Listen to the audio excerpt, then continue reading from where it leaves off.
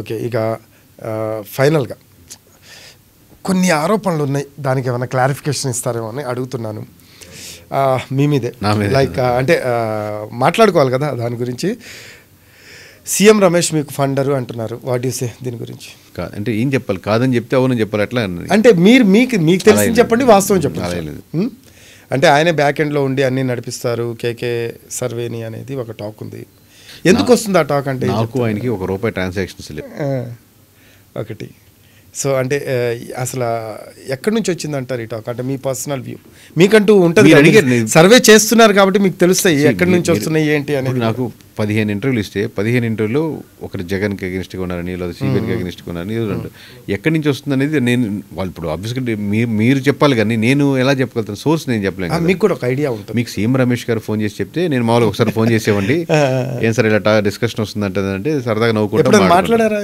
నాకు అందరితో మాట్లాడతాను సార్, అందరు పరిచయం ఉంది, అందరూ మాట్లాడతాను. ఇప్పుడు వైఎస్ఆర్సీపీ మినిస్టర్ అప్పుడు చేసిన మినిస్టర్స్తో మాట్లాడతాను, ఇప్పుడున్న టీడీపీసీ మినిస్టర్ మాట్లాడతాను, ఎమ్మెల్యేతో మాట్లాడతాను.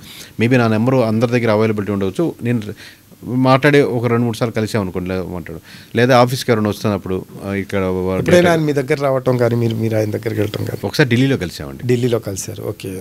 అది ఇప్పుడా లేకపోతే? లేదు, ఒకసారి ఏమైందంటే ఢిల్లీలో మనం ఎంతో బిజీ స్కెడ్యూల్లో అయిపోతున్నాం, కలవట్లేదు కదా, ఒకసారి అందరు ఎంపీని కలుద్దాం, ఇప్పుడు సిట్టింగ్ ఎంపీని. ప్లస్ నేను వెళ్ళడం కుదరదు, వాళ్ళకి రావడం కష్టం ఉంటుంది కదా, అంటే ఢిల్లీ వెళ్ళినప్పుడు ఒకసారి అందరూ ఒకసారి టీ కలుద్దాం సార్ అంటే ఒక 10-15 మంది ఎంపీలంతా ఒక దగ్గరికి వచ్చారు. అప్పుడు అందరినీ కలిసి అలాగే సరదాగా మాట్లాడుకున్నాం. అంతే. మాట్లాడుకుంటారు. మేము ఈ సబ్జెక్ట్లో ఉన్నాం కాబట్టి మీరు ఎలా అడుగుతారో వాళ్ళు కూడా సరే మా నియోజకవర్గం ఎలా ఉంది కదా అది అడుగుతారు. ఇప్పుడు దాన్ని మనం దాటేయలేక కర్ర ఎరగకూడదు, పాము చావకూడదు అంటే లేదు, చూడాలి సార్, బాగుంది సార్, అది ఎంత బాగానే ఉందని నేను అంటే. ఆబ్వియస్లీ డిప్లొమాటిక్ ఇంకొంచెం పర్సనల్కి వెళ్ళినప్పుడు ఇలాంటి వాళ్ళ ఇష్యూస్ డిస్క్లోజ్ చేసుకుంటారు. ఇలా ఉందండి మా ఎంపీలు కాబట్టి వాళ్ళ కింద 7 నియోజకవర్గాలు ఉంటాయి కాబట్టి ఈ నియోజకవర్గంలో ఎమ్మెల్యేది ఇలా ఉందని మామూలు 1-to-1 డిస్కషన్ ఉంటుందా? ర్యాపో ఉంటుందా మీకు ఎక్కువగా ఆయనతో ఏమన్నా? ఎవరితో అండి? నేను అందరితో ఉంటుంది, అందరితో ఉంటుంది కానీ ఆయనతో ర్యాపో అంటే నేను పిఆర్ చాలా తక్కువ అండి. మామూలుగా మీరు ఇప్పుడు కలవండి, నేను చాలామంది ఎమ్మెల్యే మాట్లాడిన వాళ్ళు ఎక్కువ మంది ఉంటారు. అంటే నేను దానికి వెళ్తే ఏమవుద్దంటే ఆ హైప్కి దాని కొంచెం కలవడానికి, పార్టీలకు వెళ్ళడానికి, గ్యాదరింగ్లు కూర్చొని దాని టైం ఎక్కువ అయిపోద్ది. ఆఫీస్కి వస్తే ఎవరు వచ్చినా మాట్లాడతాం, ఎవరైనా ఫోన్ చేసినప్పుడు మాట్లాడతాం, లేదా వాళ్ళకి డేటా అవసరమైన రిక్వైర్మెంట్ ఉన్నప్పుడు వాళ్ళకి చేసి పెడుతుంటాం ఎవరికైనా, ఇక్కడ కాదు వేరే స్టేట్స్లో అయినా సరే. ఇంతే. నేను రెగ్యులర్గా అసలు ఎక్కడ గ్యాదరింగ్స్ కానీ వెళ్ళడం కూర్చోడం కానీ మీరు ఆఫీస్లో పర్సనల్గా అయితే ఏం లేదు.